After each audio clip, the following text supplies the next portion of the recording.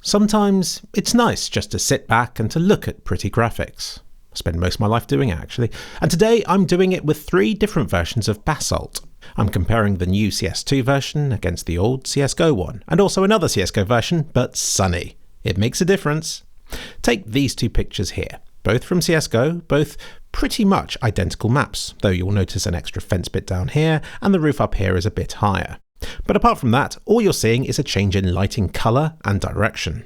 Boy, does it make a difference. The sunny version really brings out the bumps in the distant terrain, making it look much more detailed, despite being the same models and textures. Isn't it crazy what difference lighting can make? This, for instance, looks like a beautiful place that I'd love to explore on holiday.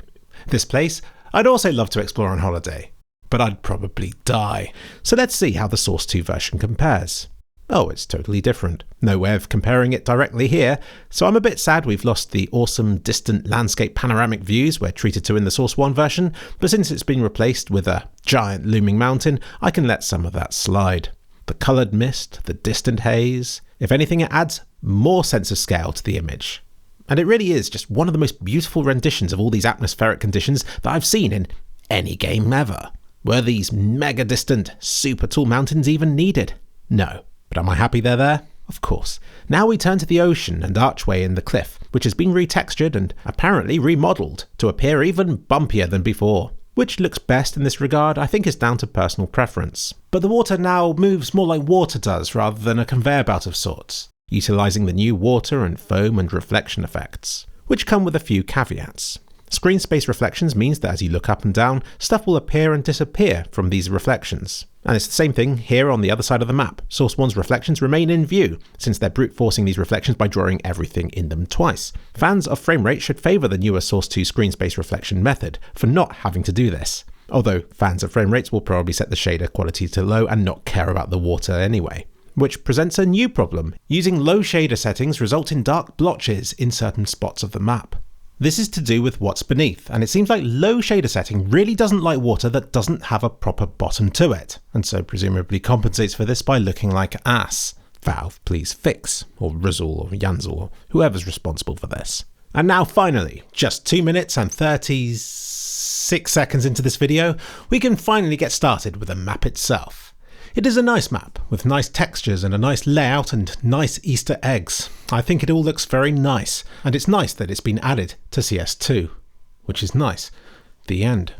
I'm terrible for not spotting stuff when I explore a new version of a map. It's only when I return to the old one again and flick between the two that I can really appreciate just how much work and effort has gone into making the new version better. They haven't just relied on Source 2 to make a Source 1 map look better. No. Many of the props, textures and details in this level have been overhauled by hand to improve the map for we, the end users. Though Source 2 definitely helps as well. This tarmac material goes from being a painted on texture to being a suitably sheeny, bumpy and wet looking surface with really bright specular reflections to burn your retinas if you're using a 1400 nit display.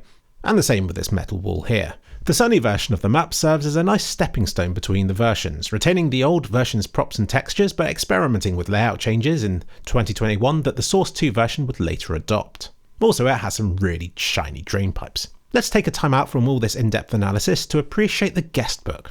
The QR code on the wall takes you to a real site where you can fill out some details and maybe get your entry featured in this book with every update the map gets. Curiously, the stuff featured in the latest Source 2 version of the map predates the entries currently present in the older versions of the map, with this new map having entries going back as far as 2015. Oh, and I de-Morse coded this message and it says, "Take care, friend."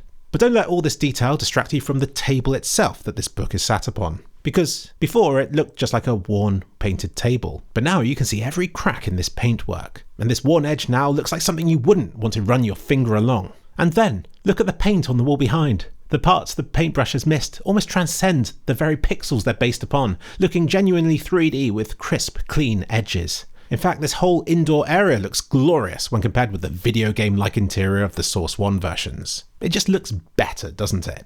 Surfaces look less like a block of colour and more like materials of a room. I noticed this shag carpet uses the same multi-layered parallax effect as can be seen on some of the mossy, grassy stuff outside.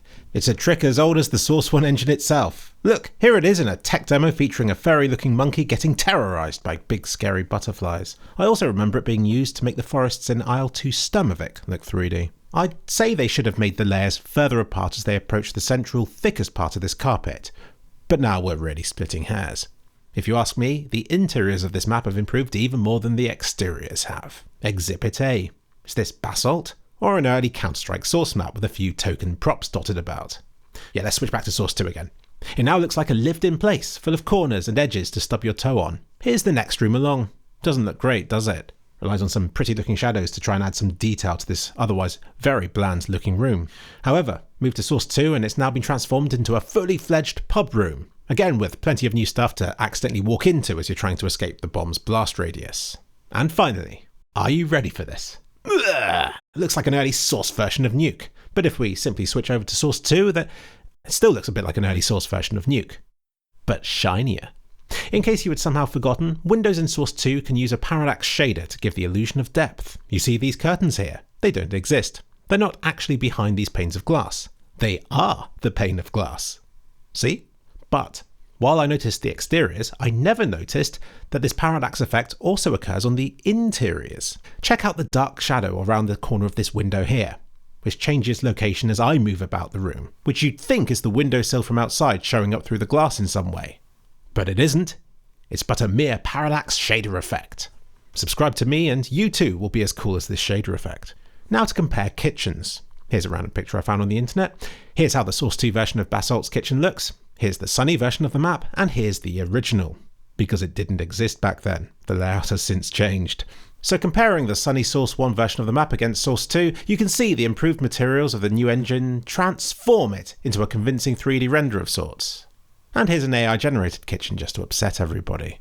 This cozy corner is interesting because this is from the oldest version of the map, but if we switch over to the sunny version, the lamp turns off. The ceilings lose their shadows and the floor trim turns a silly colour. So if you ask me, the original version of this cozy corner looks better. And now if we move to Source 2, it's definitely an improvement in almost every way. Bar the seat, which for the most part looks comfier, but it no longer provides head support. So if I had to pick a cozy corner to sit in, then I'd be torn between this and the original version of the map. But Source 2 definitely looks prettier. But what's this? What's this? What's this? One thing I can always tell is when Windows XP's iconic Bliss backdrop has been butchered in some way, be it from AI trickery, AI extending, from the passage of time, or from a meme of some kind, even a subtle one. So again, I retort, what's this? If this isn't the original version of Bliss, there must be so many Easter eggs on the map like this. Like this whale I see, and this old version of the map in this picture here, and in this picture here, and a picture from the Hammer editor just here, and here. Half-Life 3 confirmed. The clutch, washing machines, and the various map core logos hidden about the place. Returning to the pub, as I often do, you can make out a menu comprising of the names of people who have helped with the map. And, looking up on the wall, we find a mysterious picture of a crate. What could be inside?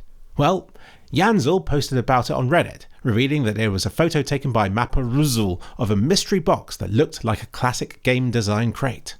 So they don't know what's inside either.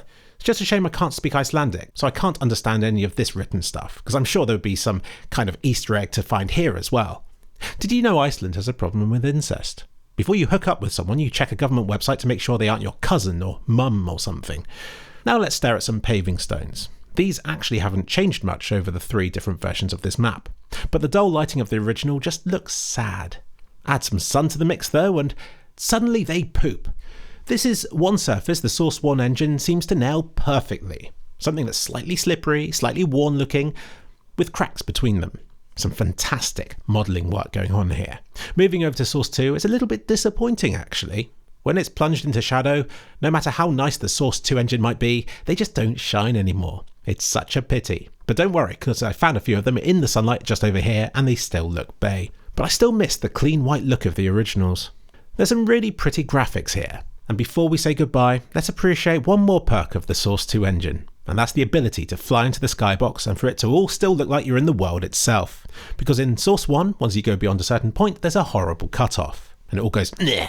But Source 2, we can fully explore. We can visit this church in the distance, with some really tall grass outside. We can go further than that. We can fly to the top of this mountain here, which by my estimates makes it about 450 meters tall. It's not actually that massive, but it feels it. From here we can make out further beautiful views, beyond the horizon, which are impossible to see from the level itself. What a waste. It all looks really nice. And what's this super detailed spot of rocks doing here? If we view this from the level itself, then it all makes sense. So yeah, what a beautiful map.